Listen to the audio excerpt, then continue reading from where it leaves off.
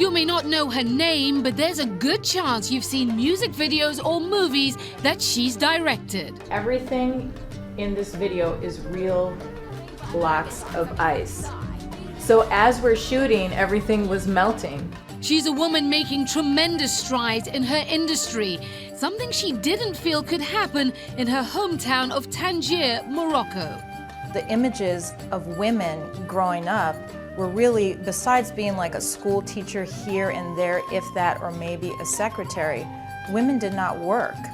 This week on African Voices, music video and film director Sana Hamri tells her story of making it from the streets of Tangier to the studios of Hollywood. So I would look around and I would see all these men in the cafes and on the streets, and I would think to myself, I can be just like that and do whatever I want to do.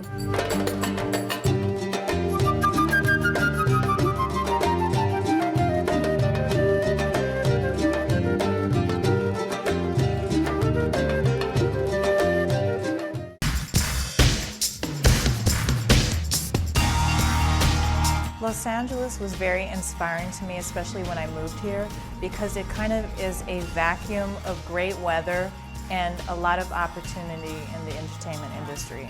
So to me, LA is a place where I can pull my brain together and think about the scenes, what I want to shoot, things like that.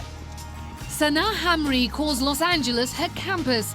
It's where the director currently lives and does most of her work. I hear planning. Why do I hear planning? But the place she calls home is her birthplace, the Moroccan city of Tangier.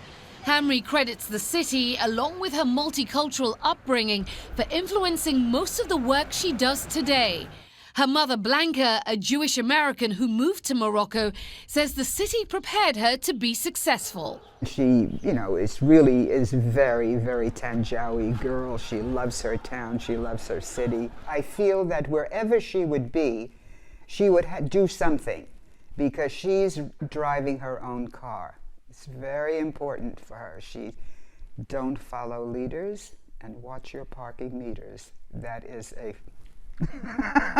that's a philosophy that still works, and that's very ingrained in her DNA, shall we say. I'm a product of a multicultural union of my father, who is and was Moroccan, and my mother, who is American. So I was able to grow in a household that had both.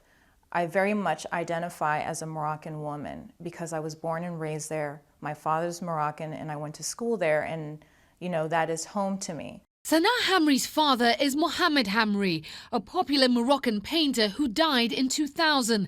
His works can be found all over her mother's home in Tangier, and Sana keeps a few of her favorites at her house in Los Angeles. It's a key that was done in 1978. I remember growing up and my father would not sell it because I loved this painting. And there were times when we really didn't have any money and he was like, this is the key to all the doors in the future. And he never sold it and I have it. The popularity of her father's paintings didn't translate to a well-off upbringing for Sana. But because her mother taught at the American School of Tangier, she had opportunities others in her neighborhood didn't. Had she had not gone and worked at this American School of Tangier, I most likely wouldn't have had a decent education. And I think that was the ticket. It's something like the memory of it for me is education was something that was a gift and that you have to take advantage of. Sana was determined to take advantage of the opportunity because she wanted to move beyond the restrictions of the women around her. The images of women growing up were really, besides being like a school teacher here and there, if that, or maybe a secretary, women did not work. You didn't see women drive. You didn't see women working like at a cafe. Like there are a bunch of things that you see now in Morocco that's completely normal. But growing up, and this is like 80s we're talking about, there was no kind of powerful female force that was like leading the way around me. During that time, Tangier was not the safest city to be around. Over there, it was a very darker street culture of males. So as a woman, you never felt really comfortable unless you were covered. And I didn't cover myself. So I remember walking through the streets and getting harassed constantly by men, saying things or whatever it was. So I would look around and I would see all these men in the cafes and on the streets. And I would think to myself, I can be just like that and do whatever I want to do as you do. Just because I'm of a different gender, that doesn't mean I can't drive, I can't rule, I can't think, I can't create. Hamri says her rebellious attitude was influenced by the pop culture she was exposed to at the American School of Tangier. I was able to get and hear the Michael Jackson songs, Madonna, and see all these people rise. And I said, wow, there's another life out there. I can do that, I can be that, I can do whatever I want to do. But in my head, I was like, I have to come to the United States to do that. When it was time for her to go to college, Hamri saw that as her chance to get to America. The opportunity came because I got a scholarship to Sarah Lawrence College in New York. It was a big culture shock, and one thing that I loved about it was the energy. It had a similar energy to Tangier with kind of multicultural people from all walks of life, a little shadiness, different aspects. I loved the cultures, but also one thing that I felt free.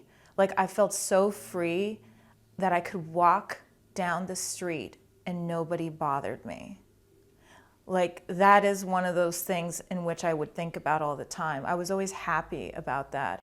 Hamri was a drama major and originally pursued acting when she graduated.